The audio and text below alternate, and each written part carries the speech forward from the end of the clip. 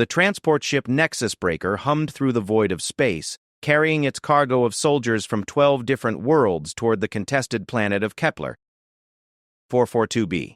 Inside the cramped quarters, the air was thick with tension and the smell of various alien atmospheres being recycled through life support systems. Commander Zephix, a towering Altarian with crystalline skin that reflected the ship's harsh lighting, stood before the assembled strike team. His forearms gestured as he spoke, each movement precise and calculated. This mission is critical to the war effort. Intelligence reports indicate the hegemony has established a forward command post on Kepler 442b. We eliminate their leadership, we cripple their advance into the outer rim. The team consisted of elite soldiers from across the Galactic Alliance. There was Korath, a hulking Thorian whose exoskeleton could deflect plasma rounds. Beside him sat Nissa, a lithe Viridian whose natural camouflage abilities made her nearly invisible. The cybernetically enhanced twins from Proxima, 7, Hex, and Vex synchronized their neural implants as they reviewed tactical data. And then there was Thomas Chen. The human sat in the corner cleaning what appeared to be an ancient projectile weapon. At 62 years old, his hair had gone completely gray, and deep lines creased his weathered face. Unlike the others who wore advanced powered armor, Thomas wore simple military fatigues and a worn leather jacket that had seen better decades. "Tell me again why we brought the relic collector," muttered Korath in his native tongue, a series of clicking sounds that the universal translator converted to Galactic Standard. Nissa's skin shifted from blue to a dismissive purple. Earth's military insisted on representation. Apparently, this one has some kind of record. Hex's cybernetic eye whirred as it focused on Thomas. Biological scans indicate advanced age for a human. Reflexes should be significantly diminished. Probability of mission hindrance 70 to 3%. Thomas never looked up from his rifle, but his lips curved into a slight smile. He'd heard variations of these conversations on every mission for the past 5 years, ever since Earth had joined the Galactic Alliance. The other species saw humans as primitive, weak, technologically inferior. They tolerated Earth's inclusion only because humanity had proven surprisingly effective in ground combat situations that left other species baffled. Commander Zephix cleared his throat, a sound like crystals chiming. "Regardless of personal opinions, we are a team. Each member has been selected for specific capabilities." His gaze lingered on Thomas for a moment. "The mission parameters are non-negotiable. We inserted Dawn, Kepler 442b, local time. Intelligence suggests the hegemony command post is located in the mountainous region designated Alpha 7, heavily fortified, multiple defensive perimeters." The briefing continued for another hour, covering extraction points, communication protocols, and contingency plans. Throughout it all, Thomas remained focused on his weapon, an ancient rifle that looked like it belonged in a museum rather than on a modern battlefield. "What exactly is that supposed to accomplish against hegemony battle armor?" asked Vex, her neural implant flickering with disdain. Thomas finally looked up, his brown eyes steady and calm. "It's called an M24 sniper weapon system. Fires a 7.62mm round at roughly 2,650 feet per second." The alien soldiers exchanged glances. Korath's exoskeleton plates shifted in what passed for laughter among his species. "Chemical propulsion? Metal projectiles? Human. Our sidearms have more destructive capability than your primitive slug thrower." "Range?" asked Nissa, though her tone suggested she already knew the answer would be disappointing. "Effective range is about 800 meters, maximum is around 1,200 if conditions are right." The silence that followed was broken only by the ship's engines. Hex's cybernetic components hummed as she processed this information. Current Galactic Alliance standard plasma rifles have an effective range of 3,000 meters. Hegemony weapons reach 3,500 meters. Your weapon is obsolete by approximately 800 years of technological development. Thomas nodded thoughtfully, probably about right. He went back to cleaning his rifle, apparently unbothered by the judgment of his teammates. Commander Zephix studied the human with growing confusion. Earth's military had specifically requested Thomas Chen for this mission. His file was impressive, if strange. 43 years of military service, including conflicts on 17 different worlds. Confirmed eliminations, classified, but the number was high enough to raise eyebrows even among seasoned Galactic soldiers. Yet here he sat with a weapon that seemed barely capable of threatening hegemony scouts, let alone their elite forces. Perhaps, Zephyk said carefully, you could explain why Earth's military considers this weapon system adequate for our current mission. Thomas looked up again, and for a moment something flickered in his eyes, something that made the assembled aliens suddenly remember that humans were the only species in the galaxy that had achieved spaceflight while still actively fighting wars against their own kind. Well, Thomas said slowly, it's quiet when it needs to be, reliable in any environment. And, he paused, seeming to consider his words, it's got one advantage your plasma rifles don't. Which is? Korath demanded. When I pull the trigger, something dies. Every time. No energy cell depletion, no targeting computer failures, no electromagnetic interference. Just physics. The aliens looked at each other uncertainly. There was something in the human's voice, not boastfulness, just a quiet certainty that was somehow more unsettling than aggressive confidence would have been. Nissa's skin shifted to a skeptical yellow. Physics applies to plasma weapons as well. Sure, Thomas agreed. But plasma weapons have to overcome shields, armor, and countermeasures. This, he patted his rifle gently, just has to overcome distance and wind. The hegemony uses quantum-enhanced battle armor, Vex pointed out. Your projectile weapon cannot penetrate their defensive systems. Thomas was quiet for a long moment, and when he spoke, his voice carried the weight of 4 decades of combat experience. You know what's interesting about advanced armor? The more sophisticated it gets, the more engineers focus on stopping energy weapons, explosive charges, smart munitions. They spend billions of credits developing countermeasures for every possible threat. He held up a single brass cartridge, its surface gleaming under the ship's lights. But sometimes they forget about the basics. A 168-grain match bullet traveling at 2,650 feet per second carries about 2,700 foot-pounds of energy. That's enough to punch through most materials if you hit the right spot. And you believe you can find these right spots in hegemony armor? Hex asked, her cybernetic enhancements whirring with calculation. I believe, Thomas said quietly, that every piece of armor has weak points, joints, sensor clusters, cooling vents, places where protection meets functionality. The trick isn't overpowering the armor, it's understanding it well enough to find where it's vulnerable. Commander Zephyx found himself studying the human with new interest.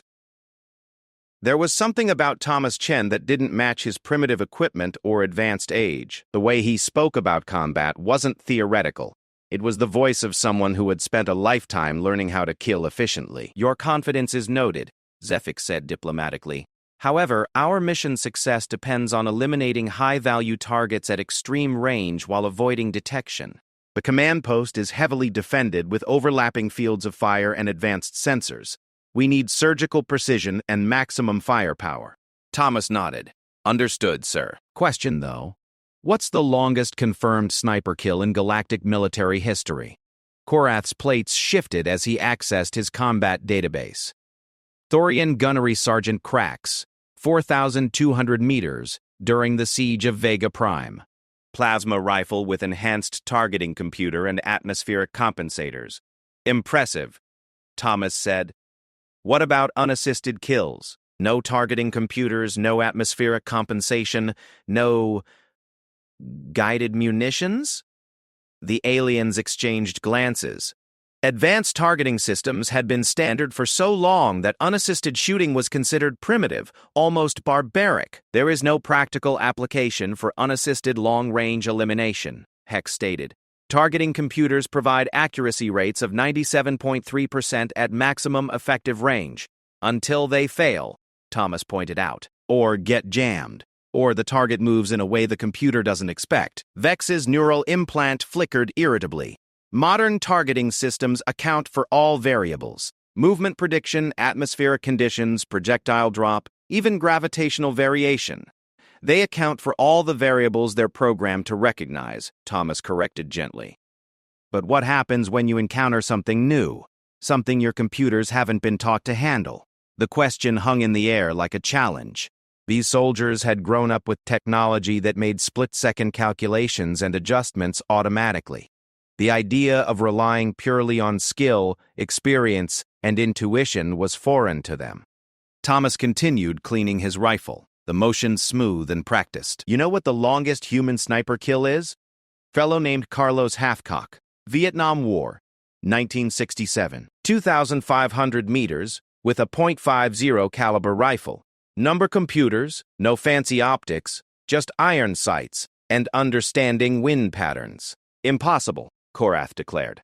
At that range, atmospheric conditions alone would make accurate shooting impossible without technological assistance. Hathcock would disagree with you, Thomas said mildly. But he's been dead about 400 years, so I guess we'll never know for sure. Nissa's skin had shifted to a thoughtful green. You speak of this as if you have similar capabilities.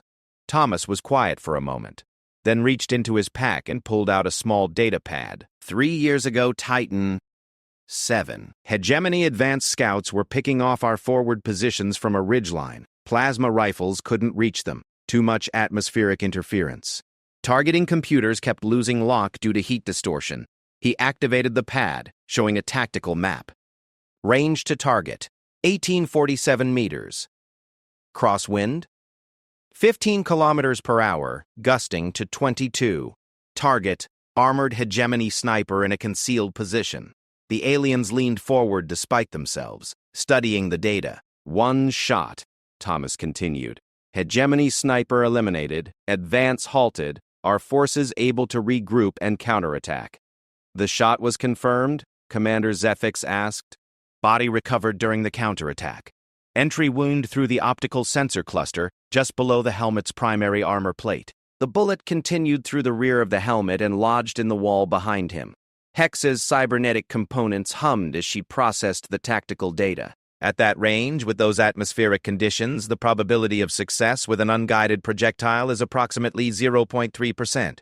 Which is why, Thomas said as he reassembled his rifle with practiced efficiency, the hegemony never saw it coming. The transport ship shuddered slightly as it dropped out of hyperspace, and the navigation systems chimed with their arrival at the Kepler 442b system. Through the viewports, the contested planet appeared as a brown and green marble suspended against the starfield. Commander Zefix activated the ship's communication system. Attention all personnel. We are beginning final approach. Combat teams to stations for mission briefing and equipment check. As the other soldiers moved to collect their advanced weaponry and powered armor, Thomas remained seated, his ancient rifle now clean and ready. He pulled out 5 rounds of ammunition and examined each one carefully, checking for defects that modern manufacturing processes had eliminated centuries ago. Korath paused near Thomas's seat, his massive form casting a shadow over the human. You truly believe that primitive weapon will be effective against hegemony forces? Thomas looked up, and again there was that flicker of something dangerous in his eyes. Korath, right? Thorian heavy assault specialist fought in the Rigel campaign? Yes. What's the first rule of combat they teach Thorian warriors? Korath's mandibles clicked thoughtfully. Know your enemy. Second rule? Use every advantage. Thomas nodded. Good rules. Here's the thing. The hegemony knows your capabilities. They've studied Thorian tactics, Viridian camouflage, Proxima 7 cyber warfare. They prepared for everything the Galactic Alliance can throw at them. He held up his rifle. But they've never faced this. To them, it's a museum piece. They won't be looking for it, won't be prepared for it, won't know how to counter it. Sometimes, Korath, the best advantage is being underestimated. The transport ship's engines changed pitch as it entered the planet's atmosphere.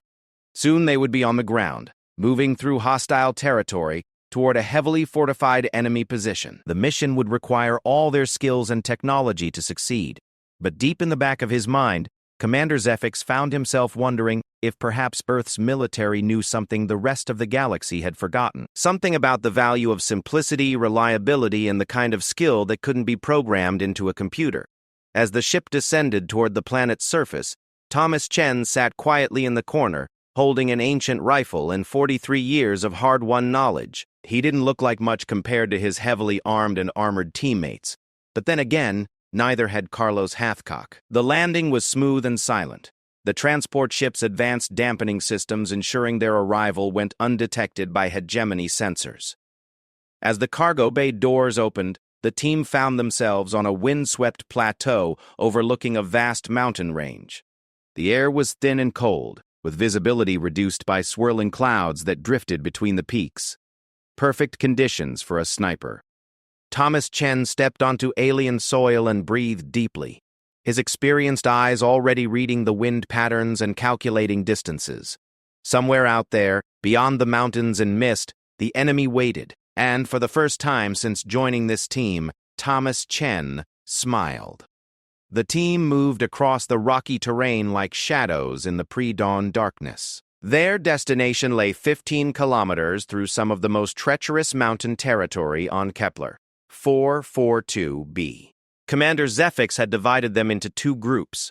The main assault team would approach from the east, while Thomas and Nissa would take an overwatch position on a ridge to the south. "Still don't understand why we're babysitting the relic," Nissa muttered as her skin shifted to match the surrounding stone. Her natural camouflage was so perfect that Thomas had to watch her carefully to keep track of her position. "Because," Thomas replied quietly, "someone needs to watch your back while you work." They had been climbing for 3 hours, moving carefully through terrain that would challenge even the most experienced mountaineers. Thomas moved with surprising grace for his age, finding handholds and footing that the younger, more technologically advanced soldiers sometimes missed. His decades of experience in hostile environments showed in every step. Nissa paused at a particularly difficult section, her camouflage flickering as she concentrated on finding the best route. "How do you do that?" she asked. "Do what?" "Move like you've been here before. This planet was only discovered 6 months ago." Thomas was quiet for a moment, testing a rock ledge before committing his full weight to it. "Mountains are mountains, Nissa. Gravity works the same everywhere. Weather patterns follow similar rules. You learn to read the signs." "Signs?" "Wind direction tells you about pressure systems. Rock formation tells you about geological stability. Even the way snow settles can warn you about avalanche danger or hidden crevasses." As if to prove his point, Thomas suddenly stopped and held up a hand. Nissa froze, her skin automatically shifting to perfect camouflage. They waited in absolute silence for several minutes before Thomas pointed to a section of snow ahead of them. "Hegemony patrol passed through here about an hour ago," he whispered. 4 soldiers, standard formation. "They're moving in a search pattern." Nissa studied the area he indicated, her enhanced vision picking up details invisible to most species. "I don't see anything. Look at the snow compression. See how it's settled differently in those 4 spots? And the way the wind has started to fill in the tracks but hasn't completely erased them yet. Also, there's a faint chemical signature in the air. Standard hegemony armor uses a specific coolant system that leaves traces." Nissa's skin shifted to an impressed blue. She had spent years training in reconnaissance and infiltration, but Thomas was reading environmental signs she hadn't even noticed. "Where did you learn tracking like this?" "Afghanistan. Then Syria, then the colonies." After a while, you realize that technology can fail, but the ground doesn't lie. Thomas studied the terrain ahead carefully. "We need to change course. That patrol is moving in a sweep pattern, which means they'll double back through this area in about 90 minutes. They altered their route, adding another kilometer to their journey but avoiding potential contact with enemy forces. As they climbed higher into the mountains, the air grew thinner and the temperature dropped significantly. Nissa's viridian physiology allowed her to adapt quickly to changing conditions, but she noticed that Thomas seemed equally unaffected by the harsh environment. "Don't humans have trouble with altitude?" she asked during a brief rest. "Some do. I grew up in Colorado. High-altitude training was just part of life." Thomas was scanning the valley below them with a pair of worn binoculars that looked ancient compared to the high-tech optical systems the other team members used. "Plus, 43 years of military service takes you to a lot of places with difficult breathing." "What's the highest you've ever operated?" "Mount McKinley, Alaska, about 6,100 meters. Extraction mission, winter conditions, had to carry a wounded teammate down through a blizzard that lasted 3 days." Nissa's skin shifted to amazed yellow. "That's higher than this mountain." "By about 400 meters, yeah." Thomas lowered his binoculars and checked his watch, an actual mechanical timepiece rather than the holographic displays favored by Galactic military forces. We should reach the Overwatch position in another 2 hours. That'll give us time to set up before the main assault begins. They continued climbing, and as the sun began to rise over the mountain peaks, the landscape revealed itself in stunning detail. The Hegemony command post was visible in the distance, a series of fortified buildings constructed into the side of a mountain, connected by bridges and defensive walls that made maximum use of the natural terrain. Impressive, Nissa admitted. Natural fortress, overlapping fields of fire, multiple escape routes. Whoever designed this knew what they were doing. Thomas studied the enemy position through his binoculars, taking his time to examine every detail. Yeah, they did. But they also made some assumptions. Such as? They assumed their biggest threat would come from the valleys below. Look at the defensive positioning. Everything is oriented downward and outward. They've got minimal protection against threats from above or behind. Above and behind is nothing but empty mountain. There's no way to get a large force into position for an assault from those angles. Thomas smiled slightly. No way to get a large force into position, no. But one person? With the right equipment and enough patience? He pointed to a rocky outcropping about 2,000 meters away from the command post. See that ridge? From there, you'd have clear lines of sight into the command center, the communications array, and the main defensive positions. And because it's higher than the fortress and behind their primary defensive orientation, they probably haven't bothered with serious countermeasures. Nissa activated her own enhanced optics, studying the position Thomas had identified. Even if you could get there undetected, that's an impossible shot. The distance alone, 2,137 meters, Thomas said calmly. I've made longer.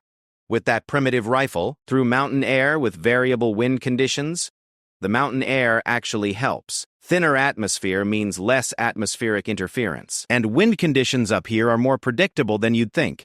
The terrain channels airflow in consistent patterns. Nissa stared at him. You're serious. Dead serious. Thomas folded his binoculars and secured them in his pack. But first, we need to get into position and provide overwatch for the main assault. That's our mission priority. They reached their designated overwatch position just as the sun cleared the mountain peaks, casting long shadows across the valley below. The spot Commander Zefix had selected was tactically sound, good visibility, defensive cover, and multiple escape routes. Thomas immediately began setting up his rifle, while Nissa activated her reconnaissance equipment. Main assault team is in position, Nissa reported through her communication implant. Awaiting your signal, Commander. Zefix's voice crackled through the secure channel. Acknowledged. Begin reconnaissance phase. We need detailed intelligence on defensive positions and patrol patterns before we initiate the assault. For the next 4 hours, they observed the Hegemony command post in detail. Nissa's advanced sensors provided technical data about energy signatures, defensive systems, and structural vulnerabilities. Thomas watched through his scope, making notes in a worn notebook about guard rotations, movement patterns, and behavioral indicators that electronic sensors might miss. Guard change every 2 hours, he noted quietly. 6-person teams, but they're getting sloppy. Probably been up here too long without real action. Notice how the afternoon shift doesn't check the corners as carefully as the morning crew? Nissa confirmed his observations with her sensors. You're right. Their alertness levels are dropping throughout the day. Standard overconfidence pattern. There's something else, Thomas said, adjusting his scope slightly. See the commander? Tall one with the red insignia? He keeps looking northeast, toward that communication array on the upper level. Probably just routine monitoring. Maybe. But he's done it 17 times in the last hour. Always the same duration, always the same angle. That's not routine. That's anxiety. He's worried about something. As if to confirm Thomas's assessment, the Hegemony commander activated what appeared to be a priority communication channel and began an animated conversation with someone off-site. Picking up encrypted communication burst, Nissa reported. Multiple channels, high-priority encryption. Something has them stirred up. Thomas lowered his scope and checked the time. Commander, this is Overwatch. Recommend we accelerate the timeline. The enemy is exhibiting signs of preparation for movement or evacuation. Zefix's voice came back immediately. Explain. Behavioral patterns indicate the command staff is under pressure. Increased communication activity, repeated visual checks of evacuation routes, and breakdown in standard security protocols. If we're going to hit them, it needs to be soon. There was a pause as Zephyx considered this intelligence. The original plan called for a dawn assault the following morning, but if the hegemony forces were preparing to abandon the position, they might lose this opportunity entirely. Assessment confirmed. Korath's voice joined the channel. Our sensors are detecting increased power signatures from their transport systems. They're preparing for departure. All teams, this is Commander, Zephyx announced. Operation timeline is moved up. Assault commences in 1 hour. Overwatch team, prepare for immediate fire support. Thomas began checking his rifle with methodical precision while Nissa coordinated with the assault team's targeting systems. Around them, the mountain peaks caught the afternoon light, creating a landscape of dramatic shadows and blinding reflections. Range to primary target? Nissa asked. Thomas consulted his notes. Command Center, 1847 meters. Communication Array, 1923 meters. Main defensive position, 1,756 meters. All within effective range. Effective range for what? Your weapon's maximum range is supposed to be 1,200 meters. Thomas smiled. Maximum effective range assumes a human-sized target and standard atmospheric conditions. But I'm not shooting at people, Nissa. I'm shooting at equipment. Communications arrays, power couplings, structural supports.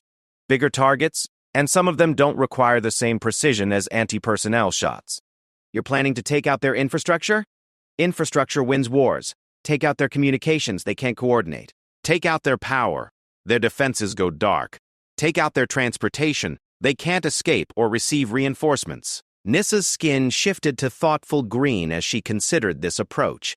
It was completely different from standard galactic military doctrine, which focused on overwhelming firepower and advanced technology. Thomas was proposing to cripple an entire enemy installation with a weapon that most soldiers would consider obsolete. Contact! Hex's voice suddenly burst through the communication channel.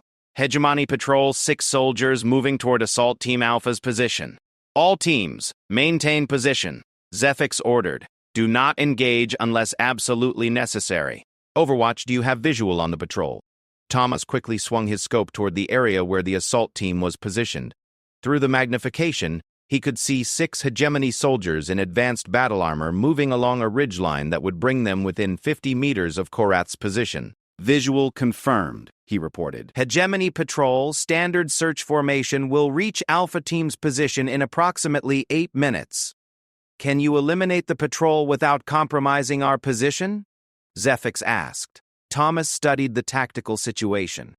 The patrol was moving through an area with good concealment and multiple escape routes. Even if he could eliminate all 6 soldiers before they could raise an alarm, and with his single-shot rifle, that would require perfect accuracy and timing, the sounds of gunfire would alert the entire command post. Negative, Commander. Any engagement will compromise the mission. Recommend Alpha Team relocate to alternate position. Alpha Team, you heard Overwatch. Begin movement to fallback position immediately. But as Thomas watched through his scope, he saw a problem developing. The Hegemony Patrol had stopped their advance and appeared to be conducting some kind of sensor sweep. If they were using advanced detection equipment, they might pick up the assault team's movement regardless of stealth precautions. Commander, Thomas said quietly, we have a problem. Through his scope, he could see the lead hegemony soldier activating what appeared to be a sophisticated scanning device. Advanced sensors like that could detect heat signatures, electromagnetic emissions, even subtle changes in local gravitational fields caused by moving objects. Alpha Team is about to be detected, Thomas reported. Recommend immediate engagement authorization. Overwatch, you stated that engagement would compromise the mission. Thomas was quiet for a moment, calculating distances, angles, and probabilities. Then he reached for his rifle. Not if they never get a chance to report what they find. Nissa stared at him. Thomas, that's 6 targets at over 1,800 meters with variable wind and mountain thermals. Even if you could make those shots, you'd have maybe 30 seconds before they realize they're under attack and call for backup. Then I guess, Thomas said as he settled behind his rifle and began adjusting for wind and distance, I better not miss. The next few minutes would determine whether the mission succeeded or failed, and whether an old human sniper with an ancient rifle could do what an entire team of advanced galactic soldiers could not. Thomas settled into his firing position with the fluid grace of 4 decades of experience. His body found the perfect balance between stability and comfort, the rifle becoming an extension of himself rather than a separate tool. Around him, the mountain wind whispered through the rocks, carrying information that only someone with his experience could read. "Wind speed 4 meters per second, varying to 6, he murmured, more to himself than to Nissa. Crosswind component about 60%. Temperature differential between my position and target zone approximately 8 degrees. Through his scope, the hegemony patrol looked impossibly small and distant. At this range, even the smallest error in calculation would send his bullets harmlessly into the rocks. But Thomas wasn't thinking about the difficulty of the shots. He was thinking about the rhythm of the engagement. "Target priority," he said quietly. "Communication specialist first, then the sensor operator, then squad leader, then the remaining soldiers in order of threat assessment." Nissa watched in fascination as Thomas seemed to enter a state of complete calm. His breathing became deep and regular, his movements economical and precise. This was nothing like the high-energy, technology-assisted combat she was used to seeing from galactic soldiers. Don't you need to calculate atmospheric conditions, gravitational variance, Coriolis effects? Already done, Thomas replied, his eye never leaving the scope. But not with computers. You learn to feel these things after a while. The way the wind pushes against your face tells you about air density.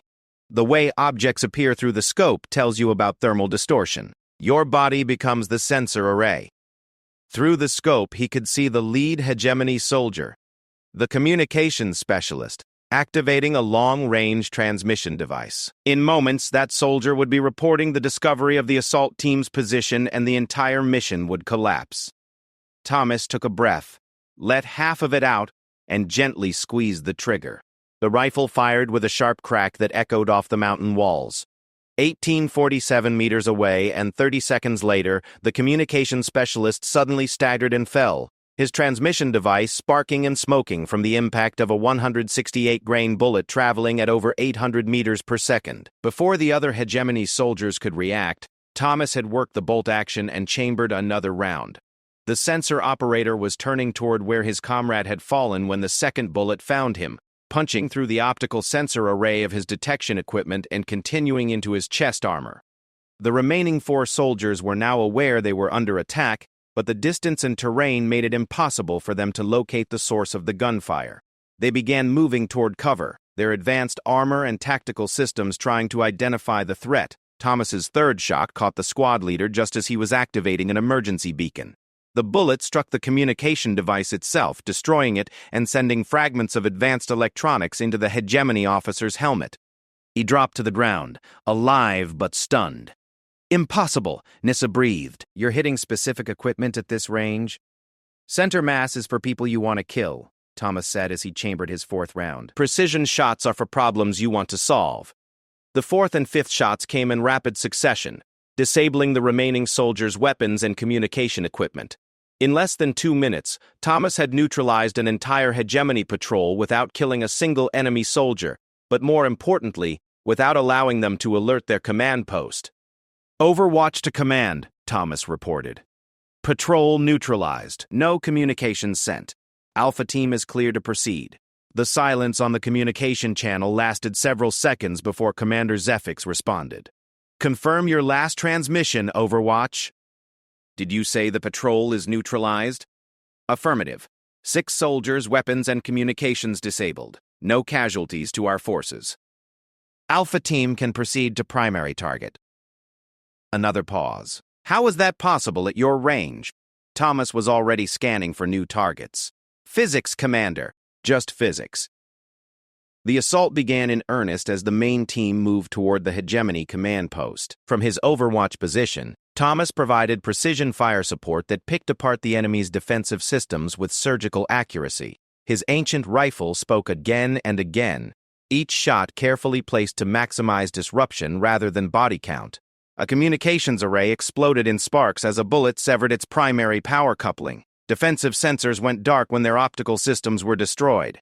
Guard towers found their weapon systems mysteriously jammed when critical components were damaged by impossibly accurate gunfire. "This is like watching magic," Nissa reported to the assault team. "He's taking apart their entire defensive network piece by piece." But Thomas wasn't finished. As the assault team moved closer to the command post, he noticed something that made him pause. The hegemony commander, the one who had been nervous earlier, was moving toward what appeared to be an emergency evacuation system. "Commander," Thomas reported, "priority target is attempting to evacuate." Tall figure with red insignia moving toward the landing pad on the upper level. "Assault team is still 3 minutes from breach," Zephyx replied. "Can you prevent the evacuation?" Thomas studied the target through his scope. The hegemony commander was nearly 2,200 meters away, moving quickly across an open area toward a waiting transport ship. At this range, with a moving target, the shot would be at the absolute limit of what was possible with his weapon. "I can try," Thomas said. But as he prepared for the shot, he realized the target wasn't just running for the transport. He was carrying something. A data case, heavily shielded and marked with priority classification symbols. "Nissa, scan that case the target is carrying." Nissa activated her sensors and focused on the fleeing commander. High-density data storage, military-grade encryption, priority classification markers. That's their intelligence archive. Well, if he reaches that transport, all their tactical data, troop movements, strategic plans, everything we came here to capture disappears with him. Thomas adjusted his scope for the extreme range. At 2,200 meters, he would be shooting at a target the size of a small coin from over 2 kilometers away. Wind conditions were variable. Thermal distortion was significant, and the target was moving unpredictably. "Thomas," Nissa said quietly, "that's an impossible shot." "Probably," Thomas agreed, settling deeper into his firing position. The hegemony commander was 50 meters from the transport ship. In seconds, he would be aboard and airborne, carrying intelligence that could cost thousands of lives in future engagements. Thomas slowed his breathing and felt the mountain wind against his face. In his mind, he calculated trajectory, wind drift, and target movement. But more than that, he drew on something that no computer could replicate. Intuition born from thousands of similar moments over 4 decades of combat. He squeezed the trigger. The bullet traveled for almost 3 full seconds, arcing through the thin mountain air as it covered the distance between Thomas's position and the fleeing commander. Gravity pulled it downward, wind pushed it sideways, and thermal distortion bent its path through layers of heated air. But Thomas had accounted for all of these factors, not through computer calculations, but through an understanding of physics that came from a lifetime of making impossible shots when failure meant death. The bullet struck the data case just as the hegemony commander reached the transport ship's boarding ramp. The case exploded in a shower of sparks and fragments, its contents destroyed instantly. The commander staggered but continued toward the ship, no longer carrying the intelligence archive. "Target's intelligence package destroyed," Thomas reported calmly. "Mission objective secured." The transport ship lifted off moments later, carrying an empty-handed commander back to hegemony lines. The intelligence he should have carried was scattered as electronic fragments across the mountain rocks. "All teams, this is Commander," Zephyx announced. "Primary objective achieved. Intelligence archive destroyed, command post secured, enemy forces neutralized. Excellent work." Quote, "The assault team had completed their mission with minimal casualties, the command post was in Alliance hands, and the intelligence that could have compromised future operations had been destroyed." But as they prepared for extraction, Thomas remained at his overwatch position, continuing to scan for threats. "You know," Nissa said as she watched him, "I've never seen anything like what you did today." Thomas lowered his rifle and began cleaning the barrel with practiced efficiency. "Like what?" "You took apart an entire enemy installation with a weapon that most people would put in a museum. You made shots that our targeting computers say are impossible. You won this engagement before the assault team ever fired a shot." Thomas was quiet for a moment, considering her words. "You want to know the real difference between my rifle and your plasma weapons, Nissa." "What?" Your weapons are designed by engineers who think about maximum theoretical performance under ideal conditions. This rifle was designed by someone who understood that combat never happens under ideal conditions. He held up the ancient weapon, its worn metal and wood showing the marks of decades of service. It doesn't have targeting computers that can fail. It doesn't have energy cells that can be depleted. It doesn't have complex systems that can be jammed or hacked. It just works every time in any environment, under any conditions. But the skill required to use it effectively is exactly why Earth's military still trains with weapons like this.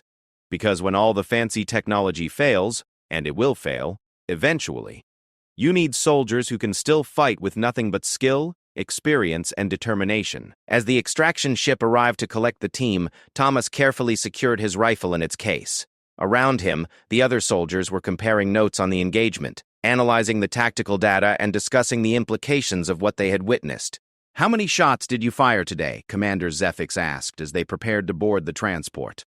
Thomas consulted his notebook. 17 rounds total, 12 disabling shots on equipment and vehicles, 5 warning shots to control enemy movement patterns, 0 lethal shots. You neutralized an entire enemy position without killing anyone? Killing people is the last resort, Commander. It's much more effective to take away their ability to fight. Dead soldiers become martyrs. Defeated soldiers become examples. Korath's exoskeleton plates shifted in what might have been admiration. Your primitive weapon proved more effective than our advanced systems. It's not primitive, Thomas corrected gently. It's refined. There's a difference between something that's technologically simple and something that's been perfected through centuries of practical use. As the transport ship lifted off from Kepler, 442b, carrying them back toward the fleet, the alien soldiers found themselves looking at Thomas Chen with new respect. The human who had seemed like an outdated relic had proven to be the most effective member of their team. Question, Hex said as her cybernetic components hummed with calculation. How many similar weapons does Earth's military maintain? Thomas smiled slightly. Every human soldier is trained with weapons like this before they're allowed to touch the high-tech equipment. We learned a long time ago that you can't appreciate advanced technology until you understand the fundamentals. And how many soldiers like you does Earth have? Thomas was quiet for a long moment, watching the planet shrink away beneath them. When he finally spoke, his voice carried the weight of hard-earned knowledge. Enough, he said simply. In the years that followed, word of the engagement on Kepler, 442b spread throughout both Alliance and Hegemony forces. The story of the old human sniper who had crippled an entire enemy installation with an ancient rifle became legend among galactic soldiers. But more importantly, it changed how the galaxy viewed human military capabilities. The species that had seemed primitive and technologically inferior had demonstrated something that advanced civilizations had forgotten. That skill, experience, and understanding of fundamental principles could be more valuable than the most sophisticated technology. The hegemony began developing new defensive protocols, specifically designed to counter human sniping techniques. Alliance forces started requesting human advisors for operations requiring precision and unconventional tactics, and military academies throughout the galaxy began teaching courses on primitive warfare and the importance of basic skills. Thomas Chen retired quietly after 45 years of service, returning to a small ranch in Montana where he spent his days teaching marksmanship to young soldiers and sharing the hard-won wisdom of 4 decades in combat. But his legend lived on in the stories told by galactic soldiers who had witnessed what one human could accomplish with nothing but skill, determination, and an ancient rifle. The galaxy had learned that sometimes the old ways weren't obsolete. They were just waiting for the right moment to prove their worth. And in the vast expanse of space, where advanced civilizations fought with energy weapons and guided missiles, human soldiers continued to carry rifles that their ancestors would recognize, maintaining skills that no computer could replicate, ready to remind the galaxy that some advantages never become obsolete. Because physics is universal, skill is eternal, and sometimes the most advanced technology in the universe is a person who truly understands their craft.